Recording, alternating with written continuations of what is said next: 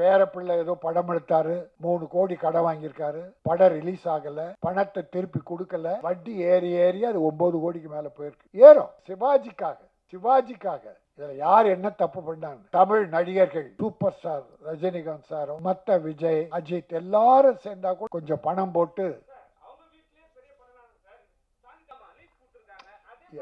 இல்ல நானு இன்றைக்கு சினிமா எப்படி இருக்கிறது? தமிழ் சினிமா என்றால் நொந்து போயிருக்கிறது, வெந்து போயிருக்கிறது. சின்ன ப்ரொடியூசர் மட்டுமல்ல, மிகப்பெரிய கம்பெனிகள் எல்லாம் சிரமத்தில் ஆழ்கிறார்கள், பொருளாதார சிரமத்தில் ஆழ்கிறார்கள். பெரிய கம்பெனிகள்லாம் தோல்விகளை தழுவி கொண்டிருக்கிறது. இந்த கார்பரேட் கம்பெனிகள் வந்துதான் தமிழ் சினிமா மிக மோசமான நிலைக்கு போவதற்கு காரணமே கார்பரேட் கம்பெனி என்பது உண்மை. இந்த சம்பளத்தை ஏற்றி அவங்க தான் சின்ன ப்ரொடியூசர் கூட பிழைக்காம பண்ணிட்டாங்க. இது எல்லாத்த விட கொடுமை என்னன்னா, தமிழ் சினிமாவின் தலைமகன்,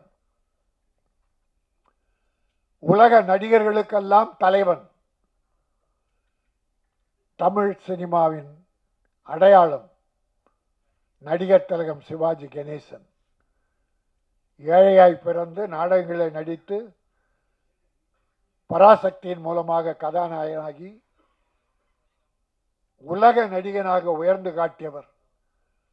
பேருங்க அண்ணா சொன்னார், தென்னாட்டு மார்லன் பிராண்டோ. ஆனால் தென்னாட்டு பிராண்டோல இவர்தான் உலக நடிகர், அப்புறம்தான் பிராண்டோலாம். அப்படிப்பட்ட உழைத்தால் உழைத்து தமிழை நடிப்பை உலகத்துக்கு எடுத்து காட்டிய அந்த சிவாஜி கணேசன் வீடு இப்பொழுது ஏலம் போவதற்கு நோட்டீஸ் ஒட்டப்பட்டு விட்டது. கோர்ட்டில் இருந்து ஆர்டர் வந்துவிட்டது. இந்த சினிமாவில் ஒற்றுமை இருந்தால், அது யாரோ பேரப்பிள்ளையோ பிள்ளைகள் இருக்காது, பேரப்பிள்ளை ஏதோ படம் எடுத்தாரு, 3 கோடி கடன் வாங்கியிருக்காரு, 3 கோடி கடன், படம் ரிலீஸ் ஆகல, பணத்தை திருப்பி கொடுக்கல, வட்டி ஏறி அது 9 கோடிக்கு மேலே போயிருக்கு. ஏறும். வட்டிக்கு வாங்கினா ஏறதான் செய்யும், நம்ம அவங்கள குறை சொல்ல. ஆனால் அது சிவாஜி கணேசன் யார் பேரம் பண்ணானோ, யார் பண்ணாங்களோ, நடிகர் திலகம் சிவாஜி கணேசன் கலைஞரால் சிவாஜியா, சிவாஜியால் கலைஞரா, முத்தமிழறிஞரா என்ற கேள்விகள் எழுதுவதெல்லாம் சிவாஜியால் கலைஞர், கலைஞரால் சிவாஜி. முத்தமிழறிஞர் எழுதிய வசனத்தை பேசி சிவாஜி புகழ் பெற்றார். புகழ் அந்த வசனங்களை சிவாஜி நடித்ததாலே, பேசியதாலே முத்தமிழறிஞர் கலைஞர் பெயர் பெற்றார் என்று ஒரு போட்டி. உயிர் நண்பர்கள்.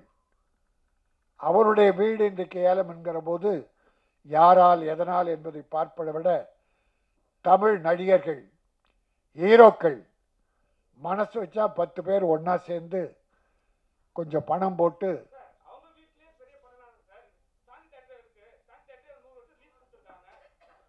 சாந்தி லீஸா இல்ல இல்ல தம்பி விளக்கம் சொல்றாரு, எனக்கு தெரியாது. தம்பி தப்பு இல்லை இருக்கட்டும், எனக்கு தெரியல. நான் ஒரு வேண்டுகோளா வைக்கிறேன் சிவாஜிக்காக. அது என்ன வழி இருக்கும்? நான் என்ன சொல்றேன், தமிழக முதல்வர், அவங்க அப்பா கலைஞர் தான் பீச்சில் அவருக்கு சிலை வைத்தார். பிறகு அதை நினைவு மண்டபம் அங்கே கொண்டு போய் கட்டினாங்க. அந்த குடும்பத்தில் பற்றுள்ள ஆட்சி நடக்குது. வழிமுறை சட்டம் சரியா இருந்தா, முறை சரியா இருந்தா, நம்முடைய நடிகர்களுக்கு சிவாஜிக்காக இதில் யார் என்ன தப்பு பண்ணாங்க? ஃபைனான்சியரை கூப்பிட்டு பேசுனா அவர் கூட நிறைய மனசாட்சியோடு ஒத்துக்குவார். குறைச்சி ஒரு 10 பேர் சேர்ந்து முடிஞ்சா பண்ணலாம், இல்லை அவங்க சொத்து இருந்தா அதை விற்று கூட பண்ணலாம். எனக்கு தெரியல.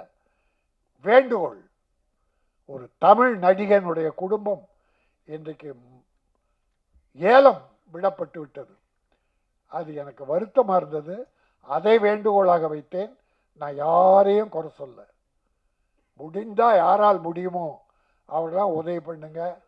அந்த குடும்பத்து பிரச்சனையே எனக்கு தெரியாது. நான் படித்த செய்தி மனவேதனையாக இருந்தது.